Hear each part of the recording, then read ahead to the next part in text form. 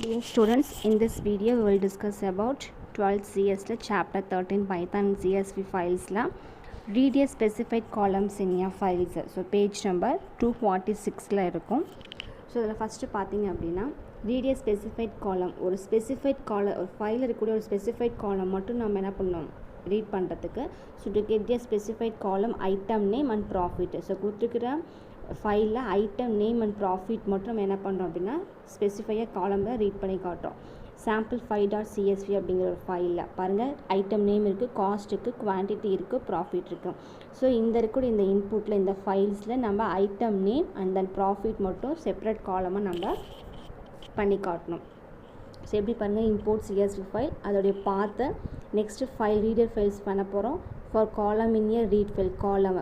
So மொத்தமாக 4 columns இருந்து 0, 1, 2, 3 டோட்டலாக 4 காலம்ஸ். அதில் 0 காலம் தான் ஐட்டம் நேம் அண்ட் தென் வந்து காலம் 3 தான் பார்த்தீங்கன்னா ப்ராஃபிட்டு. ஸோ நம்ம கொடுக்கும்போது பிரிண்ட் காலம் ஆஃப் 0, காலம் ஆஃப் 3 அப்படின்னு கொடுத்தோம்னா ஸோ நம்ம காலம் 0வும் காலம் 0ல் என்ன ஐட்டம் இருக்கோ காலம் 3ல் என்ன இருக்கோ நமக்கு அது மட்டும் நமக்கு அவுட்புட்டாக ப்ரொடியூஸ் பண்ணணும். நம்ம ஃபஸ்ட்டே கொடுத்துட்டோம் ஐட்டம் நேமும் ப்ராஃபிட் மட்டும்தான் நமக்கு அவுட்புட்டாக நமக்கு வரணும்னு சொல்லிட்டு.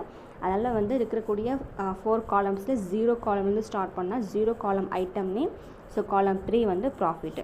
ஸோ இப்படி நமக்கு அவுட்புட்டாக வரும். நெக்ஸ்ட்டு பார்த்திங்க அப்படின்னா அதுலேயே recall CSV file stores in லிஸ்ட்டில் வந்து சின்டெக்ஸ் லிஸ்ட் ஆஃப் உள்ளே வந்து சம் அரே வேல்யூ கொடுப்போம். Start and empty list list dot அப்பனில் சம் எலமெண்ட் ஏதாவது ஒரு எலமெண்ட்ஸ் நம்ம அதில் ஆட் பண்ண போகிறோம். ஸோ என்ன லிஸ்ட்டு பாருங்கள், ஒன்றா டேட்டா ஸ்ட்ரக்சர்ஸ்ன்னு இருக்கலாம், இல்லை மியூட்டபிள் ஆர் சேஞ்ச் பண்ணிக்கலாம். ஆர்டர் சீக்வன்ஸ் ஆஃப் எலமெண்ட் வந்து சீக்வன்ஸை ஆர்டர் பண்ணிக்கலாம். அதே மாதிரி ரிட்டர்ன் வித்தின் ஸ்கொயர் ப்ராக்கெட்ஸ்குள்ளே நம்ம கொடுக்கலாம். அதே மாதிரி ஏதாவது ஒரு ஸ்ட்ரிங் வேல்யூஸ் கொடுக்கலாம். ஸோ கொடுக்கக்கூடிய லிஸ்ட் ஆஃப் வேல்யூஸில் ஸோ இது எல்லாமே கொடுத்துக்கலாம். டேட்டா ஸ்ட்ரக்சராக இருக்கலாம், மியூட்டபுளாக இருக்கலாம், இல்லை ஆர்டர் சீக்வன்ஸாக இருக்கலாம், ஸ்கொயர் ப்ராக்கெட்ஸாக இருக்கலாம். ஸோ இதில் பார்த்தீங்கன்னா read a CSV files and stores it in லிஸ்ட்டில், அதாவது டு ரீட் a செலக்டட் காலம் ஃப்ரம் a sample 6.csv ஏதாவது ஒரு செலக்டட் காலம்ஸ் பற்றி நம்ம எடுத்துக்கிட்டு by getting from the user the column number and store the content. அதில் என்ன கொடுத்துருக்கலாம் அதை மட்டும் ஸ்பெசிஃபையாக நமக்கு செலக்ட் பண்ணி காட்டுறது.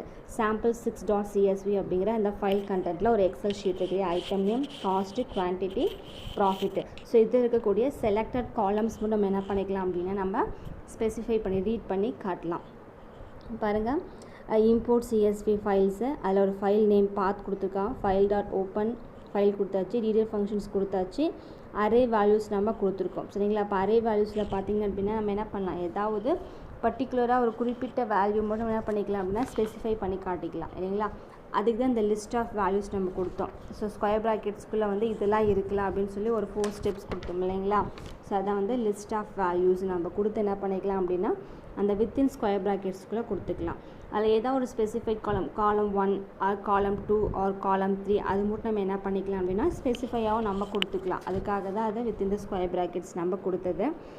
அதில் read CSV files and store இன் லிஸ்ட்டில் பார்த்திங்க அப்படின்னா ஏதாவது ஒரு அரே வேல்யூஸ் நம்ம கொடுக்கணும் இல்லைங்களா? அப்போ காலம் பர் என்டர் காலம் வந்து 1 to 3.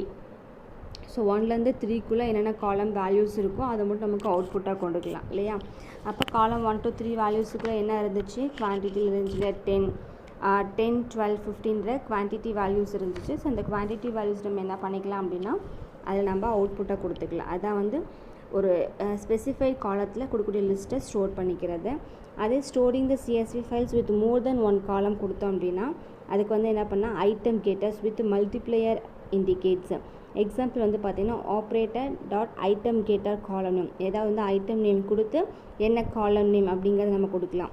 இப்போ இது பாருங்கள், இதுதான் ஐட்டம் நேம், கீபோர்ட், மானிட்டர், மவுஸ்ங்கிறது ஐட்டம் நேம், அதோடைய குவான்டிட்டி வந்து கொடுத்துருக்காங்க. இப்போ நோட் பேடில் வந்து பார்த்திங்கன்னா ஐட்டம் நேம் குவான்டிட்டி மட்டும் நம்ம கொடுக்குறோம். என்னென்ன item name, keyboard, monitor, mouse.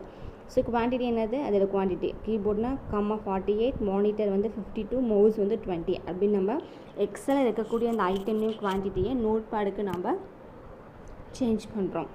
So next இதோடைய வித்தின் 1 or more காலம்ஸில் பார்த்தீங்க அப்படின்னா இம்போர்ட் CSV டாட் ஆப்ரேட்டர்ஸில் என்ன பாத் நேமோ அந்த பாத் நேம் கொடுத்துக்கிறோம்.